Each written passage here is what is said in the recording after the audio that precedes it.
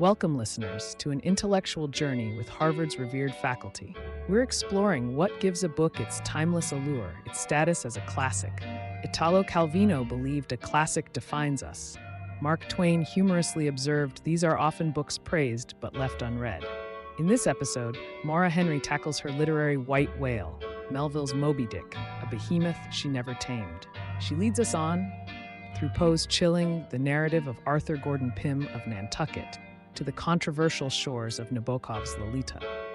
Henry suggests Woolf's Orlando as a profound alternative for exploring desire and identity.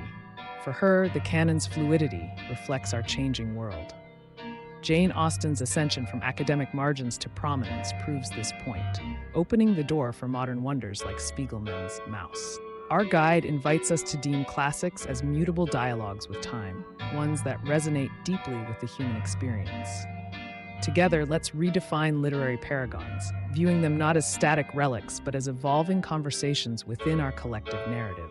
Turning the pages of a classic, do we seek solace from a familiar tale or the thrill of a fresh outlook? Maura Henry shares her traversal with Moby Dick and her opinion on what constitutes a classic. Each brings subjective insights, revealing the imprints of time and transformation. She examines the ebb and flow of literary recognition, noting how novels rise and fall in the canon's favor. Time and culture bedeck or dethrone these works, challenging us to keep the engagement current. Modern titles like Mouse have started to secure their status, a testament to this progression. Henry's exploration prompts us to blend tradition with a forward-looking lens, asking whether our very concept of classics can adapt to embrace stories that resonate at a deeper, more universal level. As our literary journey continues, we'll remain immersed in the rich tapestry of transformation. At Harvard, Professor Stephen Greenblatt shares tales of literary quests still awaiting completion. The elusive Finnegan's Wake by Joyce stands as his towering challenge. Each classic adored, each mountain unclimbed, reminds us that engagement with literature is an enduring pursuit. Greenblatt envisions future expeditions with Fortunata and Jacinta. He weaves threads from the past into our present, stirring us to expand the literary canvas. Unsung works like La Celestina and The Things We Used to Say beckon quietly to those willing to venture beyond the well-known. As the glow of the classics warms those who dare to read, we're part of a shared spirit of inquiry. Harvard invites us to embrace the challenge, the joy of discovery. Let us turn the page, guided by eloquent admissions and an ever-evolving canon that beckons exploration. Within Harvard's hallowed halls, Professor Rachel Love scrutinizes the foundations of classic literature, unpicking biases woven into its fabric. She sees the implicit assertion, lacking knowledge of these works implies an incomplete education. Yet, she invites alternative views. Her seminar, more than an academic exercise, seeks transformative engagement. It's here we're urged to form our tastes, to critique what's before us. The classics become a personal journey, rich and educative, shaped by narratives that find resonance within us. Venturing forth, we adopt a perspective unshackled by tradition. With eyes wide to the myriad of stories yet to be told, we seek to answer the eternal debate. What indeed makes a classic? This is our pursuit, to redefine and to make literature our own. Professor Gregory Nagy, another intellectual traveler at Harvard, shares his insights on the nature of classics. A recent aficionado of Jane Austen, Emma moved him, reminding us our ties to these works are mutable, depending on where we stand in life's journey. Nagy's venture through classics across cultures promotes a global perspective. Side by side, the Iliad and the Odyssey align with the Popol Vuh. This act embraces narratives that draw us into epic human experiences, transcending time and borders. These reflections frame the classics not as historical markers, but as vibrant, evolving documents.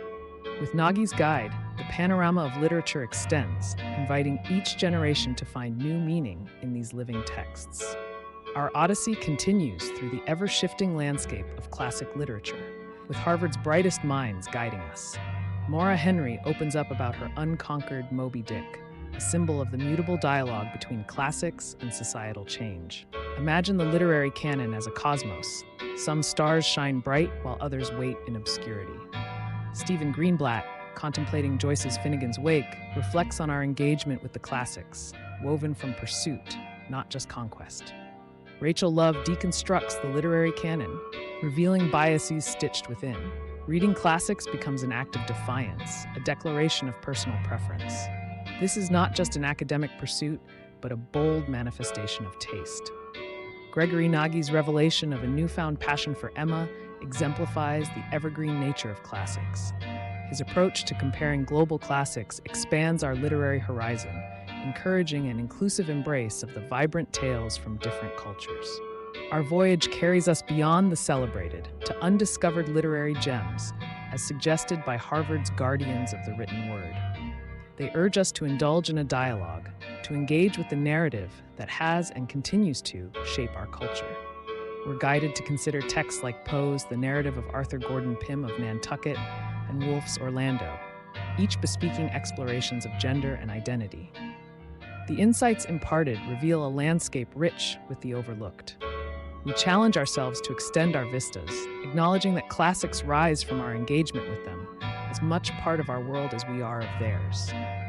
Let us, with an open mind, redefine the boundaries of the classic, uncovering hidden gems that await our discovery.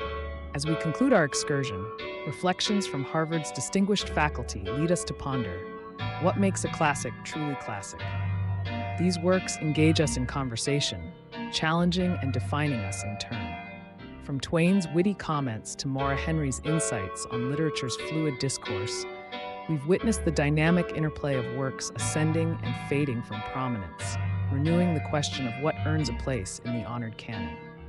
Stephen Greenblatt anticipates discovering new classics. Rachel Love encourages the deconstruction of bias, while Gregory Nagy's encounter with Austen prompts us to approach old tales with fresh eyes, or venture into uncharted literary domains. This conversation isn't destined to conclude, but to expand as humanity does. We invite you to partake as thinkers, storytellers, and creators.